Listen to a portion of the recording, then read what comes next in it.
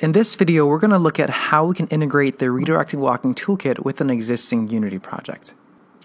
So the first thing we're going to do is add the Unity package that we've downloaded from the website. Go to Assets, Import Package, Custom Package, and select the downloaded Unity package. Once you do that, you'll see all the objects, all the scripts are going to be adding to your scene, to your Assets folder, and you'll see Redirected Walking Toolkit has been added. You can take a look at the README file that's available there, and you'll see all the objects. What we want to work with is the prefab. So we grab the Redirected Walking user prefab and drag it into our scene. The next thing we want to do is to make sure the tracking origin moves with the redirected user object. And the toolkit also knows what game object represents the user's head.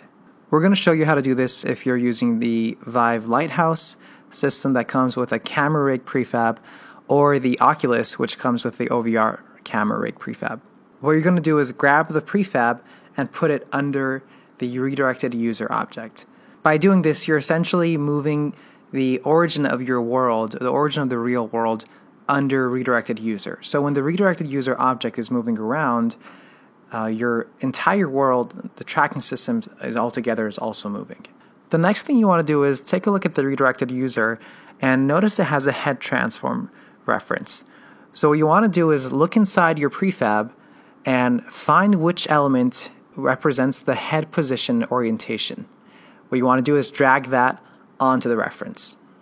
This way the toolkit knows where exactly the user is looking at and where the head is located.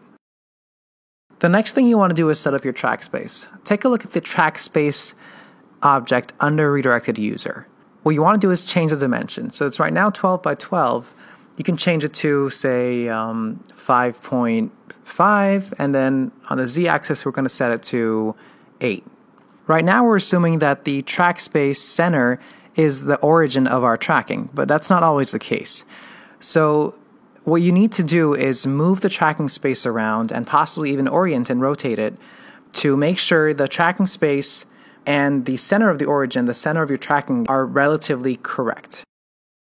With all that set up, what we need to do now is figure out what kind of redirections and settings we want to have for our system. So if you look inside the Redirected Walking Toolkit directory, you'll find the redirection folder and redirectors under that. So you'll see a lot of redirectors that you can choose from. Simply select the redirector that you want and drag it onto the redirected user.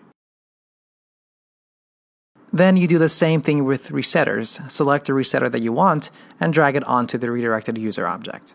And make sure before you start, the movement controller is set to tracker to make sure the movement is controlled by your tracker and not by the keyboard or the simulation autopilot. And as a last step, if you like, you can modify the perceptual thresholds to increase or decrease the redirection intensity, and you're all set.